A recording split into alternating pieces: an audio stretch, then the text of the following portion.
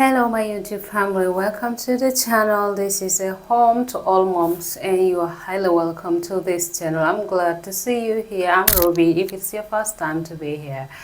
Today we're going to talk about how to wean your baby from breastfeeding. Yeah, if you have clicked this video because of the title, congratulations mama, because you're soon going to get your little one out of breastfeeding and finally you can get yourself something to be doing, or you can get yourself time to at least also rest and also give your little one time to grow independently. So welcome to the channel. If you're new here and you would love such contents, kindly subscribe and hit the notification bell so if I upload any type of videos, you will be the first to be notified. I usually upload 2 times a week, so you would not want to miss out, mama. Alright, let's dive into our today's topic. So weaning always starts way long before you could ever imagine. Okay, it's not something that just starts in 2 weeks or 3 weeks and then you're done with it. No. For example, I'm going to talk about how I wean my children. A very serious disclaimer, my lovelies. I am not a doctor, I'm not a nurse, I'm not any of these medical professions. So whatever I'm going to say right now, it's all about my own experience because I'm a mom of 4. I'm just a mama with a little bit of experience. So I'm just sharing all this according to my own experience. It's not anything medical. With that being noted, let's dive into how you can wean your baby safely for you and your baby. Number 1 is you start weaning from 5 months. That's my experience. So I start by giving the baby light soup, not too much. Even 2-3 spoons is enough. That is just to introduce them, to tell them welcome to the world of salt and other solids. That's what I do.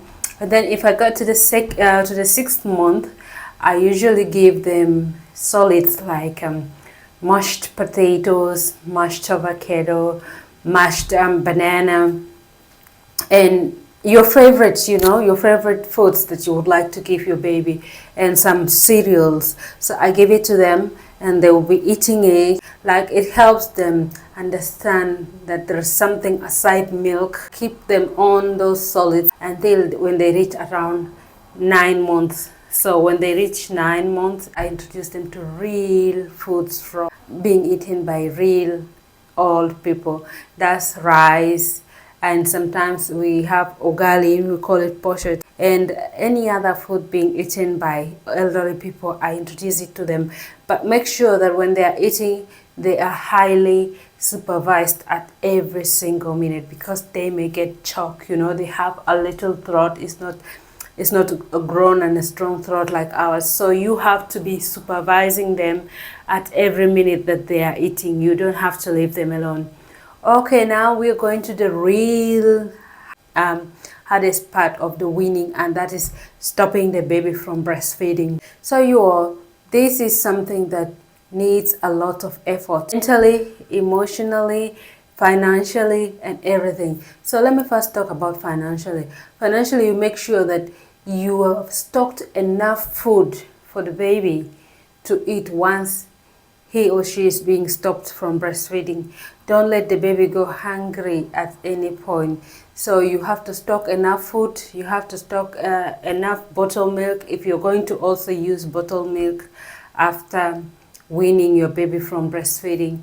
Emotionally, you are going to get emotionally a little bit like kind of detached from your baby, and the way the baby will be crying while you're stopping him or her from breastfeeding, you are going to get emotionally drained. Like, you are going to feel guilty and you are going to feel kind of like you are letting down your baby, but you have to be emotionally prepared. So how you prepare yourself emotionally, you may ask? Just know your why you're doing this, and most moms do this for goodness of them and their kids.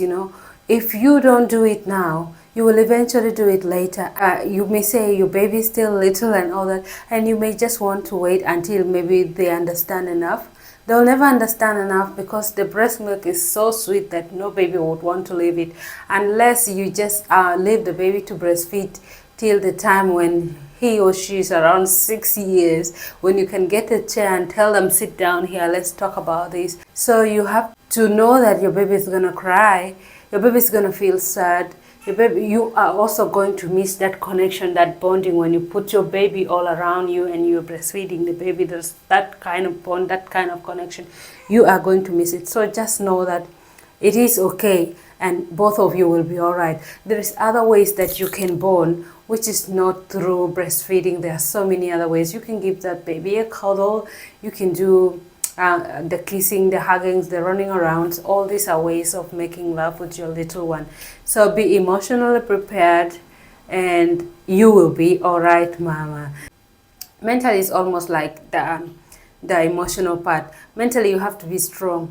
Even if the baby cries, you are determined to stop the baby from breastfeeding for the benefit of both of you. So even if the baby cries, even if whatever happens, just stick to your goal, stick to saying that you would want to stop the baby, and that is it. You know, with my first baby, I almost put her back to breastfeeding after like 3 weeks, you know, when she stopped breastfeeding.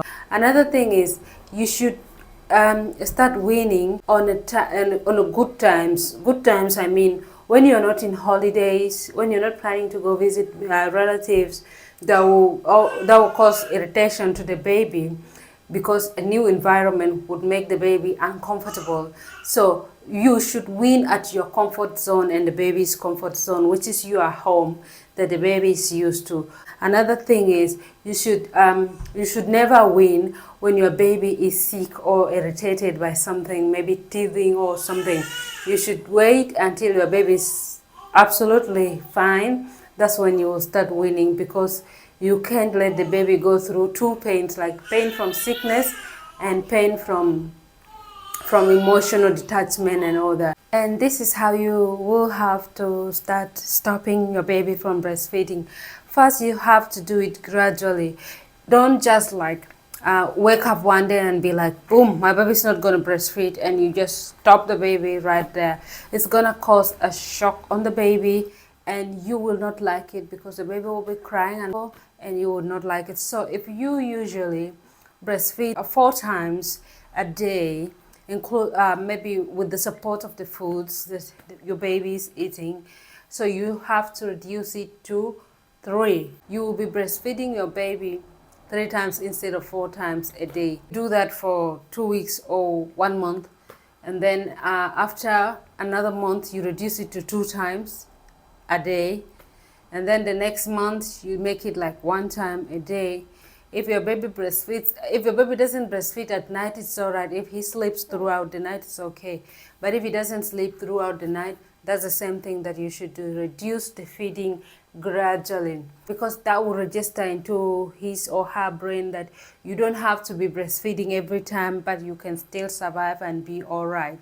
So that will prepare him or her for the big bombshell once you stop him completely. The next thing is the biggest time that you have to stop him or her completely is, my baby's making noises down here, so let me just lift him up.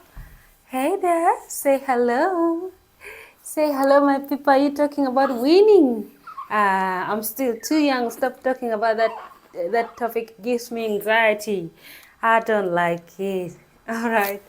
So when you hear noises down here, it's just my baby. The day that you are going to finally decide that this is the time that you are completely stopping your baby is, you have to stop. Just stop it. Stop it in the day, stop it in the night. If the baby is crying, just cuddle him or her in different ways.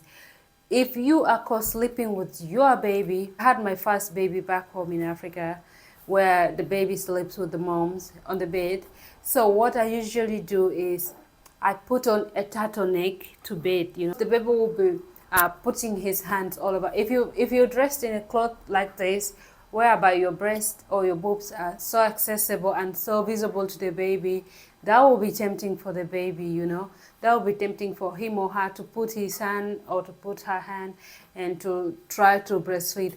Oh, another tip is I wean my babies all at the same time. Last one I weaned her at 1 year, and I did the same for the second, for the third, and I'm planning to do the same for the fourth, because this will help you not to feel guilty as a mom. Like you've given this one longer time to breastfeed and this one shorter time to breastfeed.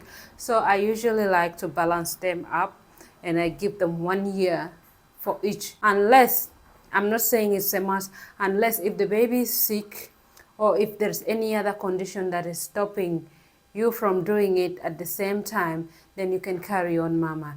You know what to do. Mothers never go wrong when it comes to raising their kids. Like, you best know what works for you and your baby. So you all, these are the few tips that I can give you.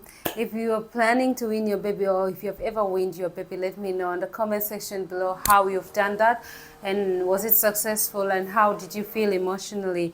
Otherwise, you all, thank you for watching till this far. If you've reached this far, please, why not subscribe so we can be a family on YouTube. I'll see you in my next. Bye.